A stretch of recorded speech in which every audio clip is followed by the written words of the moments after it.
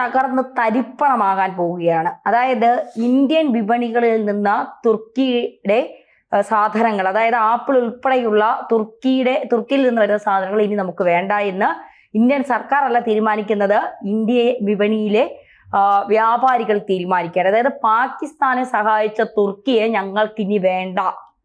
എന്തായിരിക്കും തുർക്കിയുടെ ഇനിയുള്ള അവസ്ഥ? ഇന്ത്യക്കാർക്ക് ഏറെ പ്രിയപ്പെട്ട ഒരു ഫലം എന്ന് പറയുന്നത് ആപ്പിളാണ്. Apple keeps the doctor away എന്ന് പറയും. എന്ന് വെച്ചാൽ നമ്മളൊരു ആപ്പിൾ കഴിച്ചു കഴിഞ്ഞാൽ ഡോക്ടറെയൊക്കെ മാറ്റി നിർത്താം, അതിനുള്ള പോഷകമൊക്കെ കിട്ടും. അപ്പോൾ നമ്മൾ പല സംസ്ഥാനങ്ങളിൽ നിന്ന് പല രാജ്യങ്ങളിൽ നിന്ന് ആപ്പിളുകളൊക്കെ കൊണ്ടുവരും. അപ്പോൾ ഇന്ത്യക്കാർ ഇനി കൂടുതലായി ആപ്പിളുകൾ തിന്നാൻ പോകുന്നു. അതോടുകൂടി തുർക്കി തകരും. കേൾക്കുമ്പോൾ തന്നെ അത്ഭുതം, ഇതെന്താ ഇന്ത്യ ആപ്പിൾ തിന്നാൽ എങ്ങനെ തുർക്കി തകരുക? അപ്പോൾ തുർക്കിയുടെ സമ്പദ് വ്യവസ്ഥയിൽ നിർണായക ഘടകം എന്ന് പറയുന്നത് ആപ്പിളിൻ്റെ കയറ്റുമതിയാണ്. ഇങ്ങനെ വൻതോതിൽ ആപ്പിൾ കയറ്റുമതി ചെയ്യുന്നത് ഒരു രാജ്യം ഇന്ത്യ. 140 കോടി ജനങ്ങളുള്ള ഒരു വലിയ മാർക്കറ്റ്. ഈ മാർക്കറ്റിലേക്ക് ഒരു വർഷം 1000 മുതൽ 1200 കോടി രൂപയുടെ ആപ്പിളുകളാണ് കയറ്റി അയക്കുന്നത്. ഈ പൂനെ മാർക്കറ്റാണ് ഇതിൻ്റെ ഏറ്റവും വലിയൊരു വിപണന കേന്ദ്രം എന്ന് പറയുന്നത്. ഇവിടെ നിന്നാണ് മറ്റ് സ്റ്റേറ്റുകൾക്ക് ഉൾപ്പെടെ പോകുന്നത്. അപ്പോൾ ആ വിപണി ഇപ്പോൾ തീരുമാനമെടുത്തിരിക്കുന്നു, ഇനി ഞങ്ങൾക്ക് തുർക്കിയുടെ ആപ്പിൾ വേണ്ട. കാരണം ഇവിടേക്ക് ചെല്ലുന്ന ആളുകൾ, ചെറുകിട വ്യാപാരികൾ ചോദിക്കുന്നു, ഇത് തുർക്കിയുടെ ആപ്പിളാണോ? എങ്കിൽ ഞങ്ങൾക്ക് വേണ്ട. അപ്പോൾ വാങ്ങാൻ വരുന്നവർക്ക് പോലും ആപ്പിൾ വേണ്ടാന്ന് വെച്ചപ്പോൾ അവിടുത്തെ വ്യാപാരികൾ ഒരു തീരുമാനമെടുത്തു, ഇനി നമ്മൾ തുർക്കിയിൽ നിന്നുള്ള ആപ്പിൾ ഇറക്കുമതി ചെയ്യേണ്ട. നമ്മളെ കൊണ്ടാണ് അവർ ഒരു വലിയ വിപണിയായിട്ട് ലാഭം കൊയ്തുകൊണ്ടിരുന്നത്. അങ്ങനെ 1000 മുതൽ 1200 കോടി രൂപയുടെ വലിയൊരു ബിസിനസ് വേണ്ട എന്ന് പൂനെയിലെ വ്യാപാരികൾ ഒരു തീരുമാനമെടുക്കുന്നു. അങ്ങനെ തീരുമാനമെടുത്താൽ വ്യാപാരികൾക്ക് കനത്ത നഷ്ടമുണ്ടാകും. പക്ഷേ ഇന്ത്യ എന്ന് പറയുന്ന രാജ്യത്തെ സ്നേഹിക്കുന്നതുകൊണ്ടാണ് അവർ ഒരു തീരുമാനമെടുത്തത്. അതായത് ഇന്ത്യയും പാകിസ്ഥാനും വലിയ സംഘർഷമുണ്ടായ സമയത്ത് പാകിസ്ഥാനെ സഹായിച്ചത് 2 രാജ്യങ്ങളാണ്. ഒന്ന് ചൈന, മറ്റൊന്ന് തുർക്കി. ഈ തുർക്കി എന്ന് പറയുന്നത് യൂറോപ്യൻ രാജ്യങ്ങളിലെ പാകിസ്ഥാൻ എന്ന് പറയാം. അപ്പോൾ പാകിസ്ഥാൻ സഹായം ആവശ്യപ്പെടാതെ തന്നെ അവർക്ക് ആയുധങ്ങളും പണവും ഒക്കെ എത്തിച്ച് സഹായിച്ച രാജ്യമാണ് തുർക്കി. അപ്പോൾ തൊയ്ബ് എർദോഗൻ എന്ന് പറയുന്ന ഭരണാധികാരിക്ക് മുസ്ലിം ഭരണം എവിടെയുണ്ടോ, അല്ലെ മുസ്ലിം ഭരണാധികാരികൾ എന്ത് നിലപാട് സ്വീകരിക്കുന്നോ അവരോടൊപ്പം നിൽക്കുകയാണ്. ഇവിടെ ഇന്ത്യയോട് തുർക്കിക്ക് ഒരു പ്രശ്നവുമില്ല. പക്ഷേ പാകിസ്ഥാൻ എന്ന് പറയുന്ന രാജ്യം ഇന്ത്യയെ എതിരിടുന്നതുകൊണ്ട്, പാകിസ്ഥാൻ ഇന്ത്യയെ വെല്ലുവിളിക്കുന്നതുകൊണ്ട് നേരെ അവരെ പിന്തുണയ്ക്കാനായിട്ട് പോകുന്നു. വിമാനത്തിൽ, കപ്പലിലൊക്കെ ആയുധങ്ങൾ എത്തിച്ചു കൊടുക്കാൻ പോകുന്നു. അപ്പോൾ എർദോഗൻ എന്ന് പറയുന്ന ഭരണാധികാരിക്ക് ലോക മുസ്ലിം രാജ്യങ്ങളുടെ തലപ്പത്തേക്ക് എത്താൻ ആഗ്രഹമുണ്ട്. ഈ തലപ്പത്തേക്ക് എത്തണമെങ്കിൽ അവർക്കും വൻതോതിൽ പണമൊക്കെ ഉണ്ട്. വലിയ സമ്പന്ന രാജ്യമൊന്നുമല്ല. അവരുടെ വലിയ വരുമാനം എന്ന് പറയുന്നത് ആപ്പിൾ കയറ്റുമതി, അതുപോലെ തന്നെ ടൂറിസമാണ്.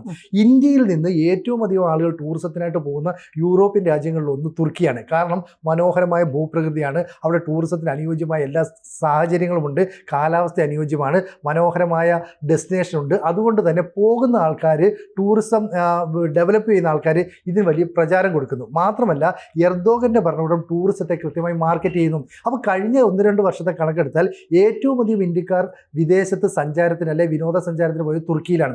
നമ്മുടെ വിനോദസഞ്ചാരികൾ അവിടെ ചെലവാക്കുന്ന പണം അവർ ആയുധ നിർമ്മാണത്തിനും മറ്റുമായിട്ട് ഉപയോഗിക്കുന്നു. ഇതേ ആയുധം എടുത്ത് പാകിസ്ഥാനും കൊടുക്കുന്നു. പാകിസ്ഥാൻ അതെടുത്ത് നമുക്ക് നേരെ പ്രയോഗിക്കുന്നു. അപ്പം എർദോഗൻ്റെ രാജ്യത്തെ ഡ്രോണുകളാണ് ഇന്ത്യക്കെതിരെ ഏറ്റവും അധികം പ്രയോഗിച്ചത്. അപ്പോൾ സത്യം പറഞ്ഞാൽ ഇന്ത്യൻ പണം എടുത്തുകൊണ്ട് എർദോഗൻ്റെ രാജ്യക്കാർ ബോംബുണ്ടാക്കി നമുക്ക് നേരെ എറിയുന്നു എന്നല്ലേ എൻ്റെ അർത്ഥം. അതുകൊണ്ടാണ് അവരുടെ ആപ്പിൾ നമുക്ക് വേണ്ട എന്ന് പറഞ്ഞാൽ നമ്മൾ ആപ്പിൾ കഴിക്കാതിരിക്കുന്നില്ല. നമുക്ക് വേറെ ഓപ്ഷൻ ഉണ്ട്. ഹിമാചലിൽ നിന്ന് ആപ്പിൾ കൊണ്ടുവരാം, അല്ലെ, അപ്പോൾ സംസ്ഥാനങ്ങളിൽ നിന്നും വിദേശ രാജ്യങ്ങളിൽ നിന്നും ഒക്കെ കൊണ്ടുവരാം. നമ്മൾ അങ്ങനെ കൊണ്ടുവരട്ടെന്നേ. തുർക്കിയെ പോലുള്ള ഒരു രാജ്യം ഇനി നമ്മൾ ഒഴിവാക്കുന്നു. ഇപ്പോൾ ഇവിടുത്തെ വ്യാപാരികൾ പറയുന്നത് തന്നെ ബാൻ തുർക്കി മൂവ്മെന്റ് എന്ന് പറയുന്ന ഒരു പ്രസ്ഥാനം, ഒരു പ്രക്ഷോഭം ഞങ്ങൾ മുന്നോട്ട് വെക്കുകയാണ്. ഇന്ത്യ കൂടി അതിനോട് യോജിച്ചാൽ മതി എന്ന് പറഞ്ഞാൽ ഇന്ത്യ പറയണ ഇനി തുർക്കിയിൽ ഒരു ഉൽപ്പന്നവും വേണ്ട. ഇപ്പോൾ ഡ്രൈ ഫ്രൂട്ട്സ് ഉൾപ്പെടെ, ഈന്തപ്പഴം ഉൾപ്പെടെയുള്ളവ തുർക്കിയിൽ നിന്ന് കൊണ്ടുവരുന്നുണ്ട്. ഇതിനൊക്കെ വലിയ ഡിമാൻഡും ഉണ്ട്. അപ്പോൾ ബാൻ തുർക്കി എന്ന് പറഞ്ഞ ഒരു നിലപാട് ഇന്ത്യ സർക്കാർ കൂടി സ്വീകരിച്ചാൽ തുർക്കിയുടെ കാര്യം കട്ടപ്പുകയാണ്. അപ്പോൾ ടൂറിസം അവിടെ ഏതാണ്ട് ഇടിയുന്ന അവസ്ഥയിലേക്ക് എത്തുന്നു. ആപ്പിൾ വിപണിയെ സാരമായി ബാധിക്കുന്നു. നിലവിലെ കണക്കനുസരിച്ച് പൂനെയിലെ മാർക്കറ്റിൽ 50% തുർക്കി ആപ്പിളിൻ്റെ ഡിമാൻഡ് കുറഞ്ഞു കഴിഞ്ഞു. തുർക്കി വിചാരിച്ച സിനിജി മറ്റ് നേരത്തെയൊക്കെ യുദ്ധം നടന്നതുപോലെ യുദ്ധം അങ്ങ് തീർന്നു കഴിയുമ്പോൾ തുർക്കിക്ക് ഇന്ത്യയിൽ പഴയതുപോലെ ടൂറിസ്റ്റുകളുടെ കാര്യത്തിലായാലും വിപണിയിലും ഒക്കെ തുർക്കിയുടെ ഈ ആപ്പിൾ പോലെയുള്ള സാധനങ്ങൾ വിറ്റഴിഞ്ഞു പൊക്കോളും. ഇന്ത്യ അത്തരം കടുത്ത നിലപാടുകൾ എടുക്കില്ല. ഇവിടെ ഇന്ത്യ അല്ല നിലപാടെടുക്കുന്നത്, രാജ്യസ്നേഹമുള്ള, രാജ്യത്തെ സ്നേഹിക്കുന്ന ആളുകളാണ് ഇവിടെ നിലപാട് സ്വീകരിക്കുന്നത്. പാകിസ്ഥാനെ ആയുധങ്ങൾ നൽകി സഹായിച്ച തുർക്കിയായിട്ട് ഞങ്ങൾക്ക് ഇനിയൊരു ബന്ധവും വേണ്ട. ഞങ്ങൾക്ക് ഒരു 1200, 1600 കോടി രൂപയുടെ നഷ്ടം ചിലപ്പോൾ ഇതുവഴി ഉണ്ടാകാം. 50% സാധനങ്ങൾ തുർക്കിയിൽ നിന്ന് ഇന്ത്യയിലേക്ക് വരുന്നത്. പക്ഷേ ഞങ്ങൾക്കിനി വേണ്ട, ആ നഷ്ടം സഹിക്കാൻ ഞങ്ങൾ തയ്യാറാണ്, ഞങ്ങൾ മറ്റു രാജ്യങ്ങളിൽ നിന്ന് സാധനങ്ങൾ എടുത്തുകൊള്ളാം, ഡിമാൻഡുള്ള ഇപ്പോൾ ഇറാനിലേക്ക് ആപ്പിളിന്റെ ഗുണനിലവാരം വലിയ മികച്ചതാണെന്നൊക്കെ പറഞ്ഞു കേട്ടിട്ടുണ്ട്, അപ്പോൾ ഞങ്ങൾ അവിടെ നിന്നൊക്കെ എടുത്തോളാം, തുർക്കിയുമായി ഇനി ഞങ്ങൾക്കൊരു ബന്ധവും വേണ്ട. അപ്പോൾ ഇതൊരു മുന്നറിയിപ്പ് കൂടിയാണ്. പാകിസ്ഥാനെ ആയുധങ്ങൾ നൽകി ഇന്ത്യക്കെതിരെ തിരിച്ചാൽ, അല്ലെങ്കിൽ ഇന്ത്യയെ എതിർക്കാൻ പാകിസ്ഥാനൊപ്പം ഏതെങ്കിലും രാജ്യങ്ങൾ നിന്നാൽ വളർന്നുകൊണ്ടിരിക്കുന്ന ഇന്ത്യൻ വിപണിയിൽ അവരുടെ സാധനങ്ങൾ വിറ്റഴിക്കില്ല, അവരുടെ സാധനങ്ങൾ ഇന്ത്യൻ വിപണിയിൽ വിൽക്കില്ല എന്നുള്ള ഒരു മുന്നറിയിപ്പ് കൂടിയാണ് ഇന്ത്യക്കാർ പല രാജ്യങ്ങൾക്കും പറയാതെ നൽകുന്നത് എന്നുള്ളത്. നമുക്കറിയാം, തുർക്കി പിന്നെ പാകിസ്ഥാനിന്റെ ഒരു വിമാനം വന്നിറങ്ങിയപ്പോൾ തുർക്കിയോട് രാജ്യങ്ങൾ ചോദിച്ചു, നിങ്ങൾ പാകിസ്ഥാന് ആയുധങ്ങൾ കൊടുക്കരുത്, അമേരിക്ക ഉൾപ്പെടെ പറഞ്ഞു. അപ്പം തുർക്കി പറഞ്ഞത്, ഞങ്ങളുടെ ഡീസൽ തീർന്നു പോയി, അത് നിറയ്ക്കാനാണ്. പട്ടിണി കിടന്ന് ജീവിക്കാൻ പോലും നിവൃത്തിയില്ലാതെ പിച്ചച്ചട്ടി എടുക്കുന്ന രാജ്യത്ത് വന്നാണ് ഇന്ധനം നിറയ്ക്കുന്നത് തുർക്കി. അതുപോലെയാണ് സമുദ്ര അതിർത്തിയിൽ കപ്പൽ വന്നപ്പോഴും തുർക്കി പറഞ്ഞത് ഇതേ നിലപാടാണ്. പക്ഷേ ചൈന ഈ പാകിസ്ഥാനെ സഹായിക്കുന്നു എന്ന് പറഞ്ഞെങ്കിലും അത് പ്രത്യക്ഷമായി ചൈന പറഞ്ഞിട്ടില്ല. പരോക്ഷമായി ചൈനയുടെ ആയുധങ്ങൾ പാകിസ്ഥാന്റെ കയ്യിലുണ്ട്. അപ്പോഴും ചൈന പറയുന്നത് ഞങ്ങളുടെ ചങ്കെന്ന് പറയുന്നത് ഇന്ത്യയാണ്. കാരണം ചൈനയ്ക്കറിയാം ഇന്ത്യൻ വിപണിയിലാണ് ഏറ്റവും കൂടുതൽ ചൈനീസ് സാധനങ്ങൾ വിറ്റഴിക്കപ്പെടുന്നത്.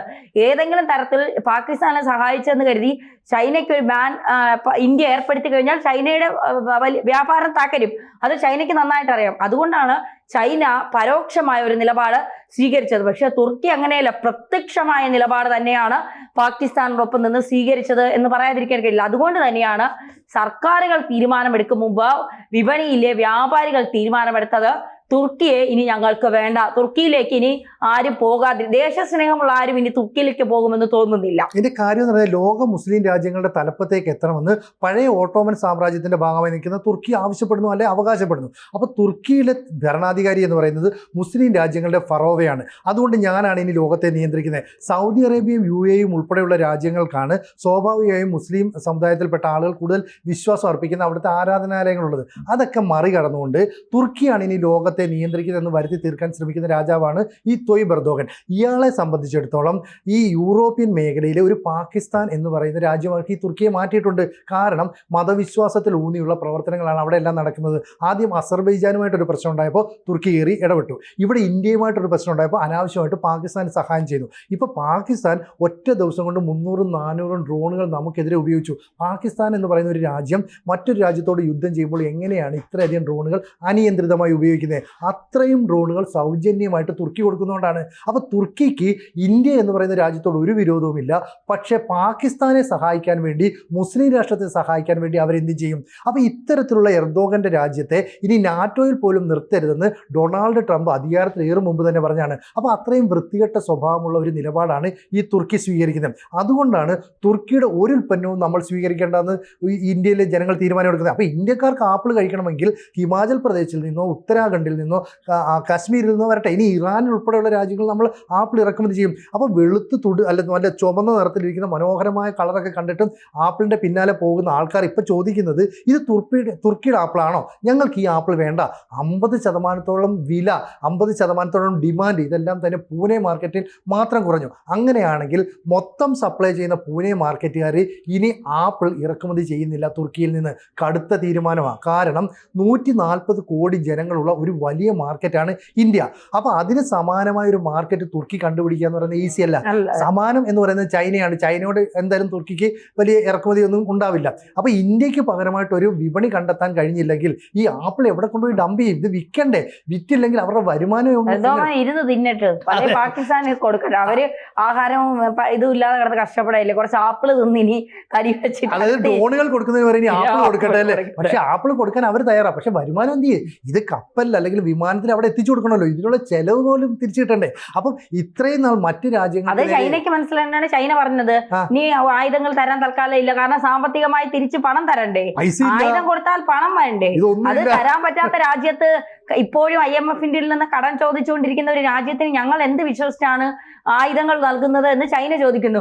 തുർക്കിയെ സംബന്ധിച്ചിടത്തോളം ഇപ്പൊ ഭയങ്കര സംഭവമായിട്ട് ഡ്രോണുകളും അതും ഇതൊക്കെ കൊടുക്കും. പക്ഷെ പൈസ ചോദിക്കുമ്പോൾ കൈമലർത്തി കാണിച്ചാൽ തുർക്കിയെ സംബന്ധിച്ച് ഇപ്പോൾ ഇന്ത്യ വിപണികളിൽ തുർക്കിയുടെ മാർക്കറ്റ് ഇടിഞ്ഞു കഴിഞ്ഞു. അപ്പൊ സ്വാഭാവികമായി തുർക്കി ഇനി സിനിജ് പറഞ്ഞതുപോലെ 148 കോടി ജനങ്ങളുള്ള മറ്റൊരു മാർക്കറ്റ് തുർക്കി കണ്ടെത്തണ്ടേ? അത് വളരെ കടമ്പ പിടിച്ച ഒരു കാര്യം തന്നെയാണ് തുർക്കിയെ സംബന്ധിച്ചിടത്തോളം. എന്തായാലും ബാൻ തുർക്കി മൂവ്മെന്റ് എന്ന് പറയുന്ന ഒരു പ്രസ്ഥാനവുമായിട്ട് അല്ലെങ്കിൽ ഒരു മുന്നേറ്റവുമായിട്ട് നമ്മളുടെ വ്യാപാരികളും ജനങ്ങളും വരുന്നുണ്ട്.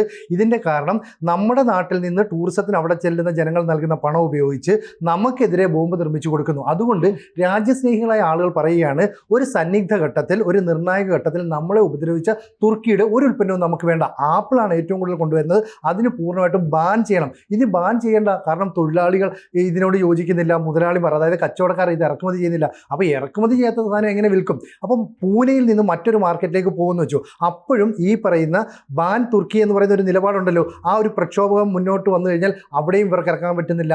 ചുരുക്കം പറഞ്ഞാൽ അവരുടെ സമ്പദ് വ്യവസ്ഥയുടെ നട്ടലൊടിക്കും. പണ്ട് മാലദ്വീപ് ഇന്ത്യയുടെ അടുത്ത് ഇതുപോലൊരു കളി കളിച്ചപ്പോൾ ഇന്ത്യ നൈസായിട്ടൊരു പണി തിരിച്ചു കൊടുത്തു, അവരുടെ ടൂറിസം തകർന്നു പോയി. ഇവിടെ അതുപോലെയാണ് മാലദ്വീപ് പ്രസിഡന്റ് മൊയ്സു വന്ന് കാല് പിടിക്കേണ്ട സമാനമായ അവസ്ഥയിൽ ഈ എർദോഗൻ അഹങ്കാരം എല്ലാം കളഞ്ഞ് ഇന്ത്യയുടെ അടുത്ത് കാല് പിടിക്കേണ്ട അവസ്ഥ വരും. കാരണം എന്താ പറയുക, ഇന്ത്യയിൽ നിന്ന് നിരവധി ആളുകൾ കേരളത്തിൽ നിന്ന് ഉൾപ്പെടെ അവിടേക്ക് പോകാനായിട്ട് വിനോദസഞ്ചാരത്തിന് വേണ്ടി ബുക്ക് ചെയ്തിട്ടുണ്ട്. ആ ബുക്കിംഗ് മുഴുവൻ പിൻവലിച്ചു. കൂട്ടത്തോടെ ബുക്കിംഗ് പിൻവലിച്ചപ്പോൾ 1000 കോടി രൂപയിലധികം നഷ്ടമുണ്ടായെന്നാണ് പുറത്തു വരുന്ന കണക്കുകൾ. അപ്പോൾ ഈ പൈസ ഔദ്യോഗികമായിട്ട് തിരിച്ചു കൊടുക്കുന്നില്ല എന്ന് പറഞ്ഞിട്ട് ഈ ബുക്ക് ചെയ്ത ആൾക്കാരും ബുക്കിംഗ് ഏജന്റുമാരും തമ്മിൽ ഇപ്പോൾ പ്രശ്നമാണ് നിൽക്കുന്നത്. എന്തായാലും കുറച്ച് പൈസ തിരിച്ചു കൊടുത്താൽ തന്നെ 1000 എന്നുള്ളൊരു 750-800 കോടിയുടെ നഷ്ടം ആ രാജ്യത്തിനുണ്ടാകും. ഒപ്പം ആപ്പിൾ ഇറക്കുമതി നിർത്തുന്നതിലൂടെ 1000 മുതൽ 1200 കോടിയിലധികം രൂപയുടെ നഷ്ടമുണ്ടാകും. അങ്ങനെ മൊത്തത്തിൽ നമ്മൾ ആപ്പിൾ കഴിച്ചുകൊണ്ട് തുർക്കിക്ക് ആപ്പിളിൽ പൊതിഞ്ഞൊരു പണിയും കൊടുക്കുന്നു. അങ്ങനെ വേണം കരുതാൻ, അല്ലേ? ഒരു കാരണവശാലും മറ്റൊരു രാജ്യത്തെ അനാവശ്യമായി സഹായിക്കേണ്ട ഒരാവശ്യം തുർക്കിക്കില്ല. അപ്പൊ ഭീകരതയെ വളർത്തുന്ന ഒരു രാജ്യം. അതെ, അപ്പൊ ഇതിന്റെ പ്രശ്നം ഇത്രേ ഉള്ളൂ. ഭീകരതയെ വളർത്തുന്ന പാകിസ്ഥാനാണ് ഏഷ്യയിലെ ഒരു ഭീകരശക്തിയെങ്കിൽ അതേ ഭീകരശക്തിയാണ് യൂറോപ്പിലെ തുർക്കി. അവരും ഭീകരതയെ വളർത്തുന്നു. അപ്പം ഭീകരത അങ്ങോട്ടും ഇങ്ങോട്ടും കൈമാറ്റം ചെയ്യുന്നു. ഒപ്പം ഇന്ത്യയിലെ വിപണി അവർക്ക് വേണം, 140 കോടി ജനങ്ങളുള്ള മാർക്കറ്റ് അവർക്ക് വേണം. ഒപ്പം ഇന്ത്യൻ ജനങ്ങളെ ടൂറിസത്തിലേക്ക് ആകർഷിക്കാനായിട്ട് പുതിയ പദ്ധതികൾ അവർ ആസൂത്രണം ചെയ്യുകയും ഇന്ത്യയിലടക്കം പരസ്യം ചെയ്യുകയും ചെയ്തു. അപ്പോൾ ഇന്ത്യ നൈസായിട്ടൊരു പണി കൊടുക്കാനൊക്കെ തീരുമാനിച്ചു. അത് വയറ് നിറച്ച് ആപ്പിൾ തിന്നുകൊണ്ടാണ് തുർക്കിയെ നമ്മൾ തകർത്തത്. അതെ. കൂടുതൽ വാർത്തകളും വിശേഷങ്ങളും നിങ്ങളിലേക്ക് എത്താൻ ABC മലയാളം സബ്സ്ക്രൈബ് ചെയ്യുക, ബെൽ ബട്ടണും അമർത്തുക.